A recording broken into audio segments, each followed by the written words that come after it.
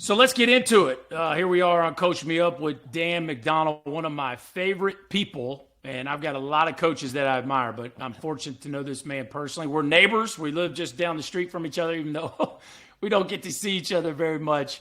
But Coach, thanks for joining us today. I know life is busy, especially here on, what are we, about 30 days away from opening day, maybe 35 or so. So thanks for taking the time.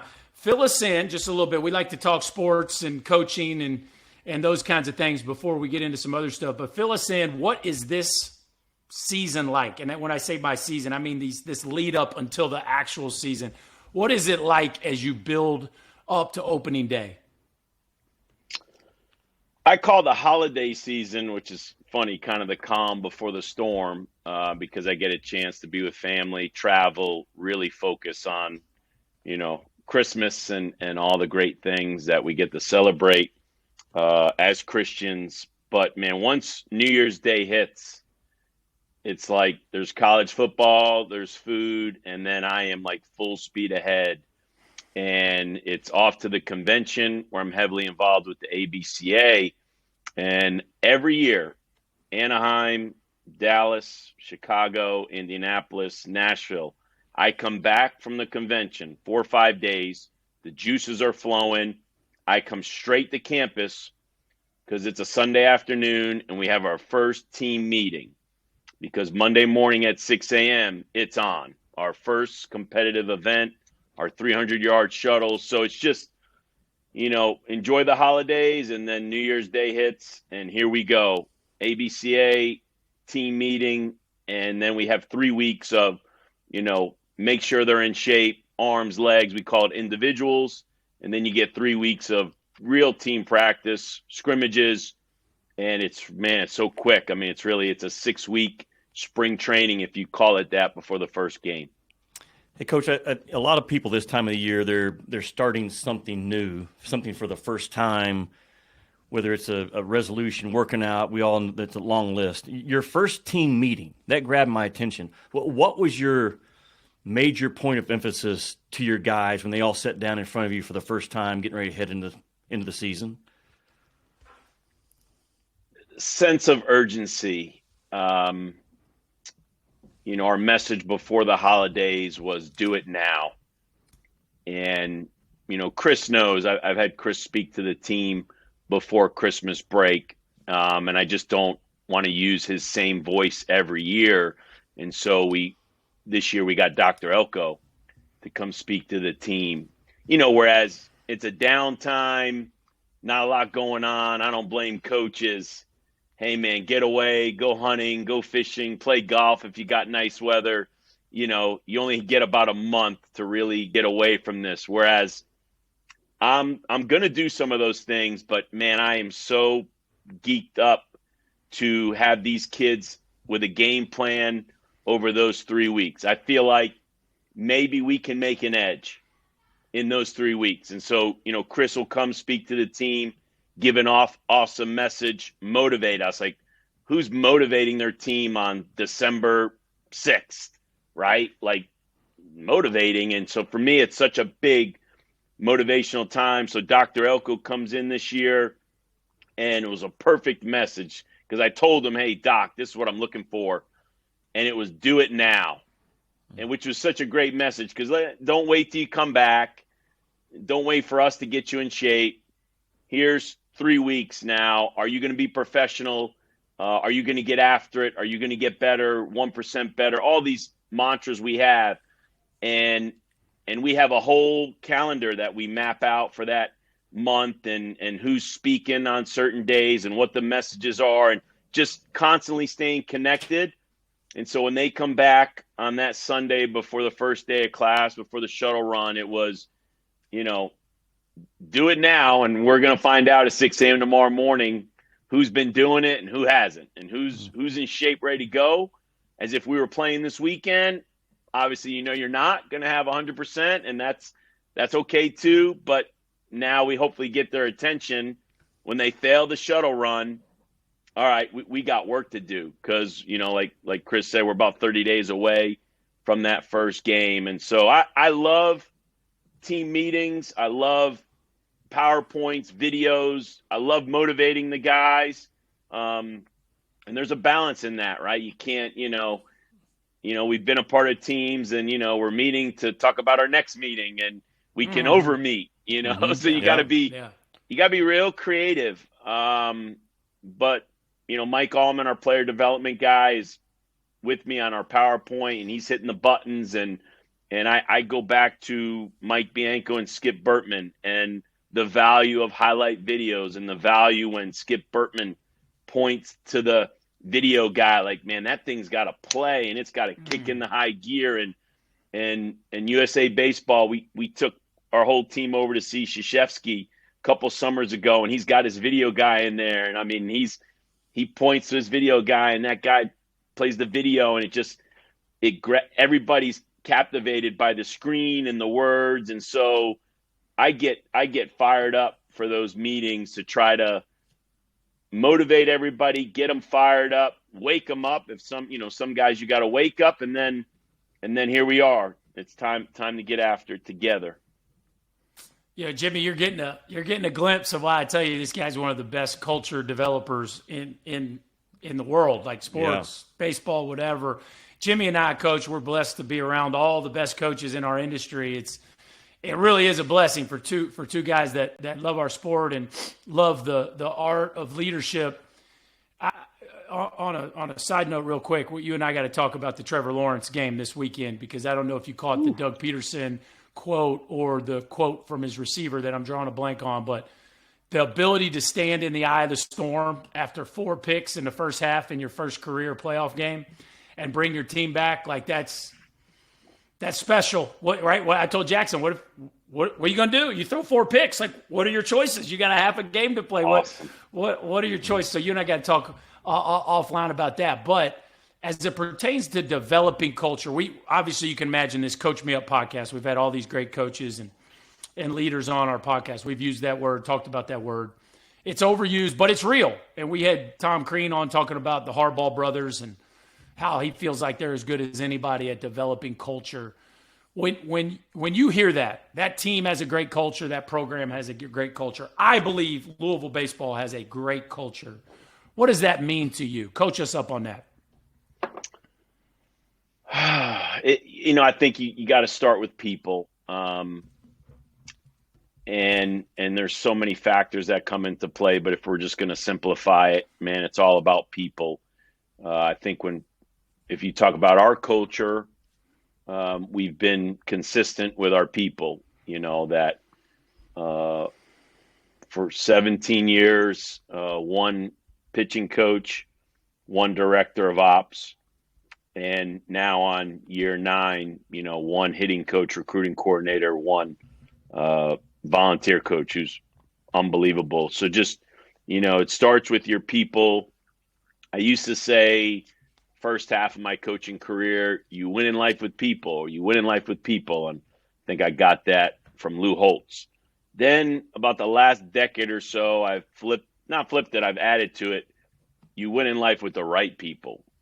And so it's about being around the right people, right? If Lou Holtz says the 2 things that'll change you are the books you read and the people you meet, the people you associate with, then any company I go speak to, any group, anybody that wants me to fire them up, I'm going to challenge them on what are they reading, what are they putting into their mind, and who they hanging out with, right? Yep. So you want to get in shape, then you better hang out with people that get in shape, that work out. You want to eat right, you want to quit smoking, whatever it is you want to do, it's hard to do it by yourself. So do it with people, man. Don't try to do this alone. And I never tried to come to Louisville with the mindset that I'm going to do this on my own. I thought I had a great system in place, but I immediately got the right people. And we've had a lot of consistency. Now, as you talk about people, then you got to recruit the right people. I think it's going to come down to you're going to get what you sell. So what are you selling? What are you preaching? Yeah. You have to be clear in your vision, clear in your goals and what you're all about.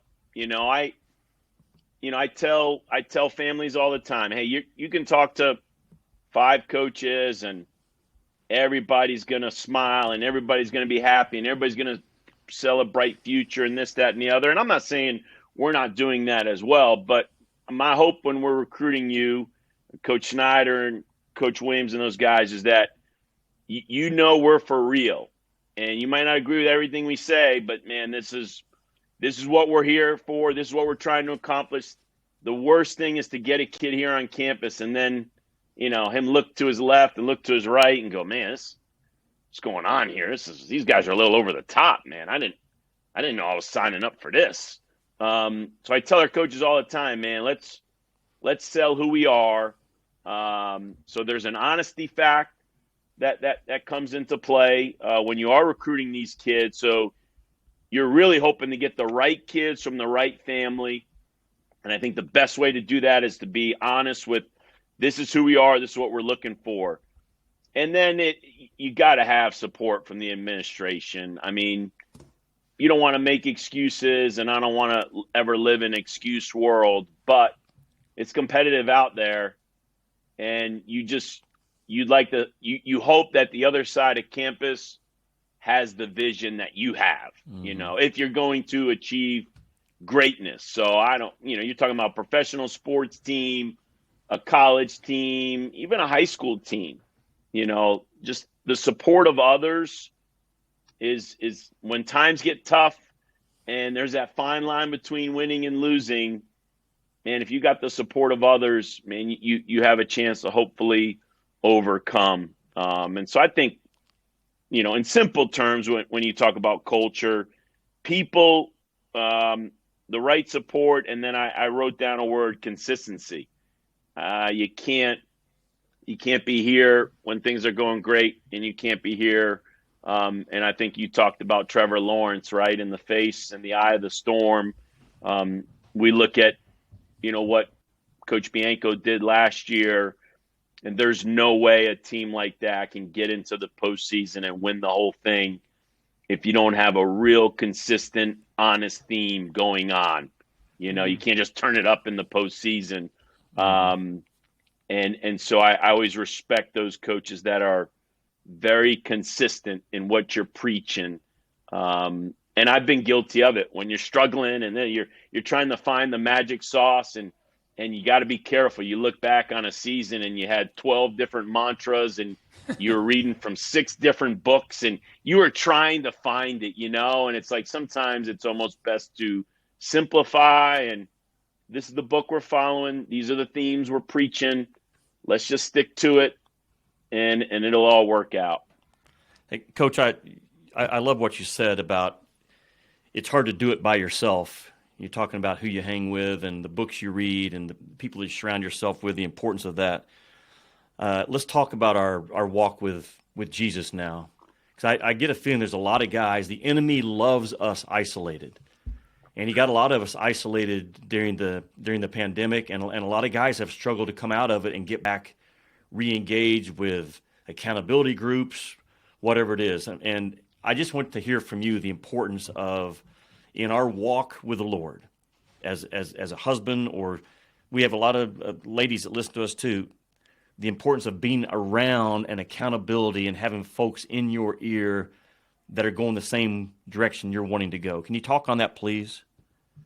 I grew up Catholic. I love my Catholic upbringing, and I just felt God pulled me into the church at a young age, and you're necessarily not going for all the right reasons, but you need the Lord at a young age, and so you're going to church every Sunday. But if I'm looking back on my time as a youth, felt like I was kind of doing it on my own, and I get into college, and there are spiritual guys on your team, but you're kind of all feel like you're all doing it on your own. And the transformation for me was when I got to Ole Miss, and Wes Erie with FCA invited me to an assistant coach's Bible study. And I'm 30 years old, never really been to a Bible study. And now I'm sitting in a room with a couple football assistants, a couple basketball assistants, and and people like me, like the challenges I'm facing and the struggles I have, and they're talking about things, and I'm like, man, this guy's in my head. And I was like, wow, I felt like now I can grow. Now I can take another step closer to my walk with Jesus. And in 6 years in an FCA program, I get to Louisville and I'm like, where's the FCA guy? Where's the FCA guy? I gotta have this guy. And I come across Chris Morgan, who, Chris Burke knows extremely well.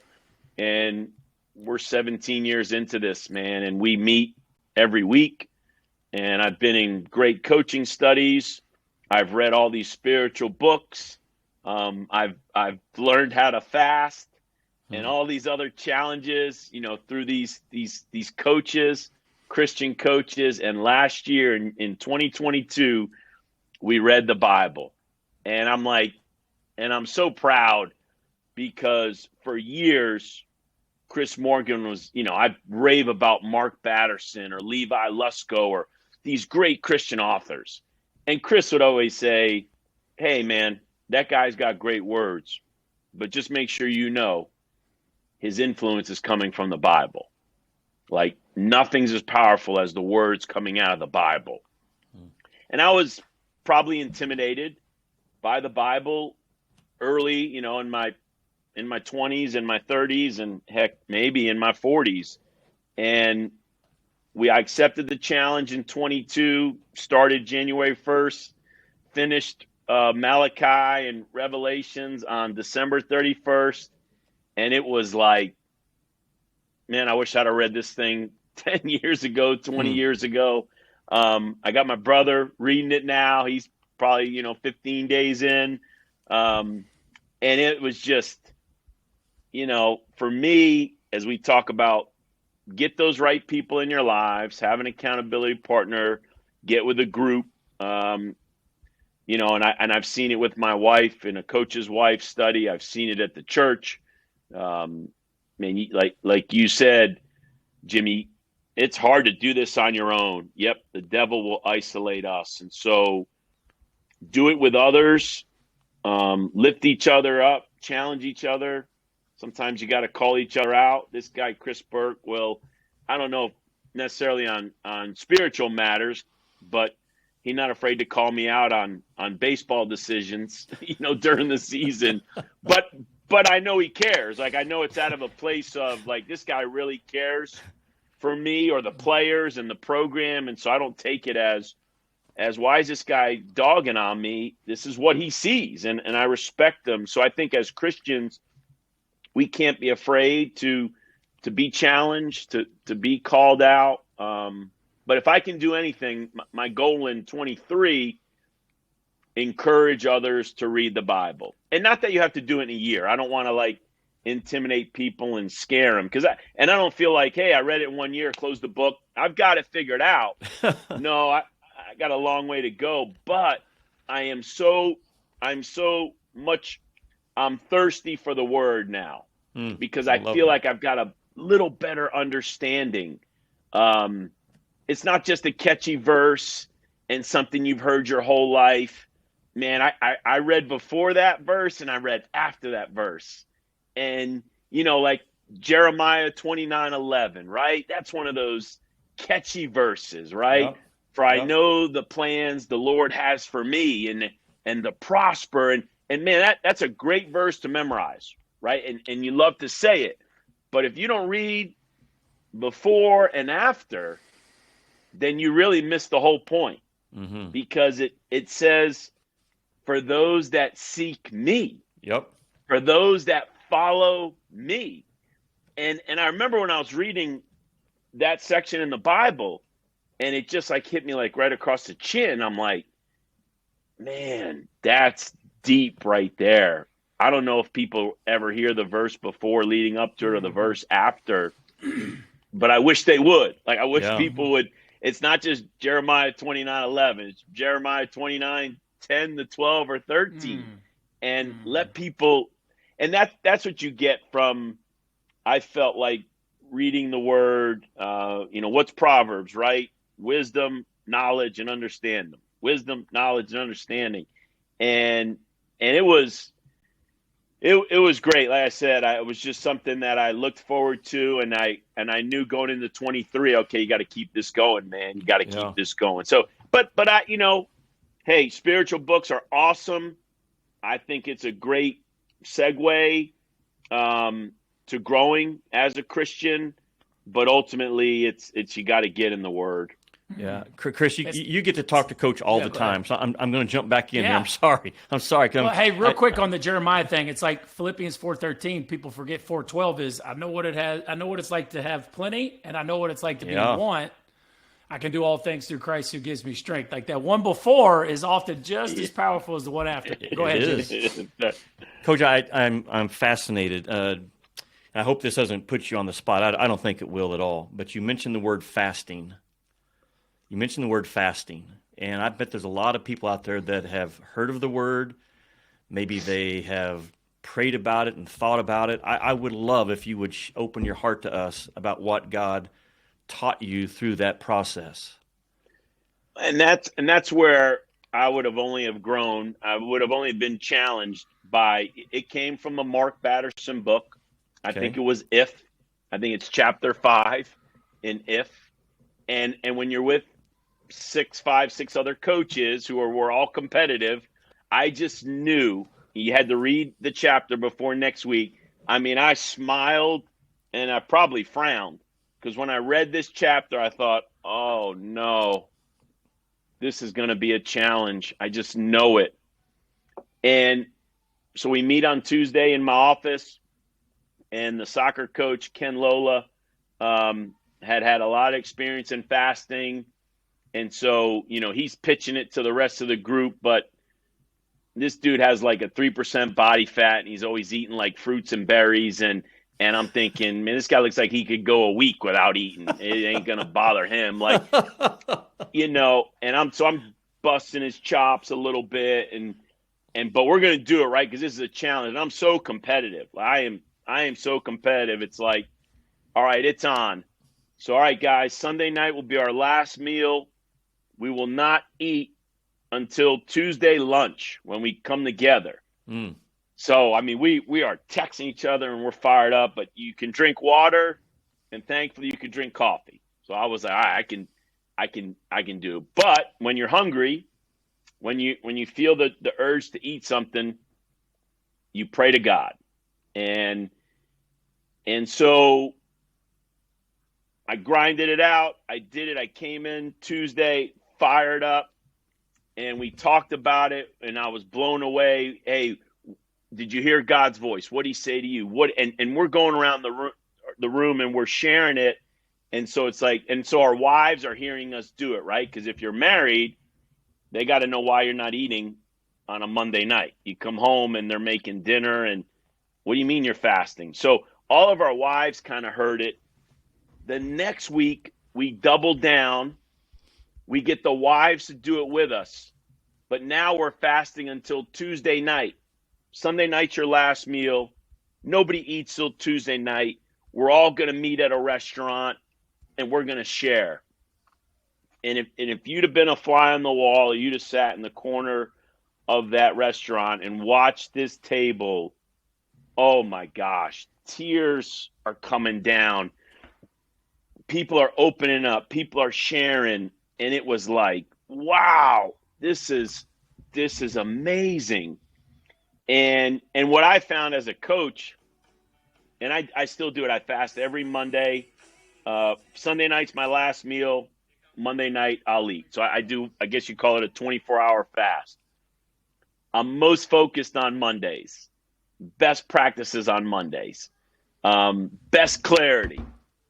And so for me, it just became a, do you trust God or do you trust this food, right? And who do you really trust? And then you start reading the health benefits, and intermittent fasting, and tennis players are fasting, and MMA fighters are fasting. So now it's like, oh, you just gave me double the ammunition, because I'm all about, it's hard to keep the weight off, and I'm in my 50s now. So, wait a second, now I'm doing it for spiritual reasons and health reasons. It's a no-brainer. And so I love sharing or encouraging or challenging, but, right, we get duped and the whole, it's hard for me to watch commercials. I like funny commercials and I laugh, but the marketing, the stuff that gets thrown on us, man, we just get duped into society and culture's way. And of course, when you read the Bible and you read the Old Testament, hey, our generation is no guilty than all those generations in the Old Testament. I mean, it's like, 100 years, choosh, come crashing down. God restores. 100 years, crash. I mean, I'm sitting there going, man, our generation is no different. So we're getting duped into society's ways. So I read an interesting thing. We grew up, right? You got breakfast, most important meal. Got to eat your eggs and bacon. And if anyone ever really thought about it or did some research on why do you have to eat eggs and bacon, like for breakfast? Little do most people know, I don't know if it was the 40s or the 50s or the 30s, but the guy who owned the pig farm owned the newspaper. So he has a doctor write an article and they throw it on the front of the newspaper. For health reasons, for like energy. The newspaper? Like what newspaper? Like when you say the newspaper, like there's one. What are we talking about here? What? Yeah, I mean, back in the 30s or the 40s. How many newspapers? New York Times? I mean, what newspaper are we talking about here? Yeah. It's good. I need to do some more research. But okay. But the newspaper. I'm with you. I'm following. Go ahead. Like the. So all right. So it comes out on the front of the newspaper that health benefits are to eat eggs and bacon, right? This guy owns a farm. He's got pigs on it, and he's got chickens. And so a doctor writes this, and he puts it on the front of the newspaper. And so our culture gets brought up on, you got to have eggs and bacon, right? That's for breakfast and this and that. But if you take a step back, you don't really, And so we got consumed mentally on breakfast, most important meal, and you got to eat in the morning. And so just go up to any one of your friends or anybody in your family and say, hey, I challenge you tomorrow. How about we don't eat tomorrow? Oh, no way. I can't. I gotta have breakfast. I gotta have something in the morning. There's no way, but it's just our minds have been programmed, right? You become a product of your society. So we've grown up in these cultures, in these societies where, and as I get to this age and you read the Bible and wisdom, knowledge, understanding, and it's like, you know what? You really better start filtering things and just don't follow the crowd and don't follow what they necessarily say on TV or this and that. Like, do your homework, do some research, or ultimately, let me pray to God about this one and let me see what direction he points me in. Coach, the fasting thing is very powerful. I've never been through a fasting process with groups or with myself personally or with my wife that people didn't rave about the spiritual depth and the journey of that process. And it's because it's from God, and God's ways are best and they are for our good. And that's why everybody goes through that journey, always has good fruit that comes from it. Some people might ask, where's that at in the Bible? In Matthew 16 through 18, Sermon on the Mount, Jesus says, greatest sermon ever delivered. When you fast, not if you choose to fast or if you ever meet somebody that fasts. Jesus says, when you fast, do not look somber as the hypocrites do, for they disfigure their faces to show others they are fasting. Truly, I tell you, they have received their reward in full. But when you fast, put oil on your head and wash your face, so that it will not be obvious to others that you are fasting, but only to your Father who is unseen. And your Father who sees what is done in secret will reward you. And everybody who's gone through that process feels the reward from God the Father, the proximity to God, and the spiritual depth that comes of that. But I also think, and I've told people this, we talked about this a lot on this podcast, the call to toughness. The call to toughness. Jesus was the toughest dude that ever lived. He was the lion and the lamb. And his call to toughness is so much so that when he tells you not to eat for a day, and again, fasting could be a meal. It could be a spiritual fast. It could be a fast from sports on TV, right? Not too much, right, Jimmy? But yeah, that's right. It could be a fast from your phone. Like there are other fasts besides just food. But when you fast, it's not so everybody knows you're super spiritual. Like the point is, I'm fasting, so please leave me alone. I'm really down. But this is everything. Like you're sick or something's going on bad at the house. Or like do your job. And there is a reward for that. And so I just think that carries over into so many other things. You'll get a kick out of this, Dan. One time, Jeff Gardner, who was an All-American for Coach McDonnell, Jimmy, was a walk-on, turned himself into an All-American Conference Player of the Year, now is a FBI agent, beautiful person. He was at my Man Challenge table for 5 years, okay? And we meet at 6 a.m. on Thursday mornings. Well, Mac, he would show up 5 minutes late. He looked like he literally rolled out of bed, put a hat on. Like he always looked bad. I said, Jeff, let me give you a piece of advice. Here's my advice for you. I want you to shower and shave before Man Challenge. Like, dude, nobody cares. Like, you're 24 years old. Nobody cares that you're sleepy, bro. There's dudes over here that are running companies. That they do this every day. Jeff, did you notice when you were on the road, it wasn't like nobody else was on the streets. There's truck drivers getting to their job. Like quit feeling sorry for yourself. And so anyway, it was just like, but to me, I didn't come up with that. Like the wisdom of what Jesus tells us in the Sermon on the Mount of like, hey, dude, don't make this about you're not doing this for me. I'm giving you this command for you. This is good for you. It's a beautiful thing. So I challenge everybody out there to listen. And if you haven't participated in a fast, find a spiritual brother or sister and go on that journey. It will bear good fruit. And what's cool is, I share it with my friends. I have a group of friends from New York, from high school that I grew up, and we're on a text message. I got my group from the Citadel where I played college baseball. And so, one of our buddies, his son has cancer 3 years ago. So I'm like, you know what, man, here's what we're going to do. So hey guys, we're all going to do this. And I mean, we had so much fun and everybody's texting back and forth and guys are joking around as to how hungry they are that day. But how much that day did we come to the thought of we're hungry. We were supposed to turn to God and pray, and we were doing it for our buddy's son. And so now anytime I hear of one of those type of situations, because as a parent, unfortunately, we have these situations more often. Take a group of 5-6 parents, and the law of averages, somebody's son or daughter needs some serious praying for. So now anytime that comes up, it's always a challenge. Hey, how about we all fast together? We'll pray for your son or daughter, blah, blah, blah. And then maybe if anybody gets anything, we'll share it that night or the following night or something. So, and the other thing, Burke, I want to hit on, because you talked about it. This is our book this year, Toughness. And man, I am so geek. I mean, we've done it before, but I only have kids for like 3 years. So I recycle books, but man, Toughness, we covered it all winter break. We covered it all fall, but then we covered it all winter break. And then in the first team meeting, man, we jump right on. And that's one of our things. I love how you mentioned toughness in that fast, because it is. You're competing, you're fighting against urges. Again, the world told me I got to eat breakfast, and my body's used to it. And I don't know if the newspaper. And that's it. There's a toughness there. That's right.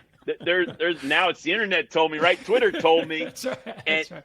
And so I talked about that with our players in that first team meeting about, and that's why we do our 300-yard shuttle run at 6 a.m. and we work out at 6 a.m.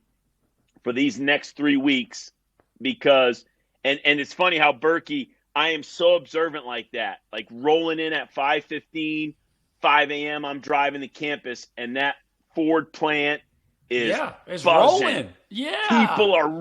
People are rolling in and out. So this morning I'm in Charleston, South Carolina. My mom turned 80. And so I flew down there to be with her. I had to jump on the 7 a.m. flight back. And so I'm rolling to the Charleston airport at 5 a.m. and it is buzzing. And I'm going, there's no way all these people are going to the airport. They were going to the Boeing plant right next to the airport. But I'm so in tune to look how many of these people are going to work, you know? Yes. And we talk about that in our 6 a.m. workouts and the toughness it brings. So I love how you threw that word in there as we're talking about our spiritual journey. Coach, we want to be respectful of your time. You have been I've taken as many notes on you as anyone we've ever had on. And Burke said, man, this guy is a home run to speak your language. But thank you for your heart today, Coach. Thank you for opening us up to who you are, what drives your program. I think that word fasting is going to resonate and challenge a lot of. We haven't hit that yet. That was big. Yeah, that was huge, Coach, for you to throw that word out there and just to show us your heart today. You know, I'm a big Louisville baseball fan now. I live here in Fayetteville, Arkansas. Dave Van Horn's pretty good. They're pretty good this year. I read about you, your time at the Citadel. There's so many things I wanted to get into with you today, but we want to be respectful of your time. So, Coach, I hope I get to meet you someday in person. I really do. Amen. Thank you. Love to.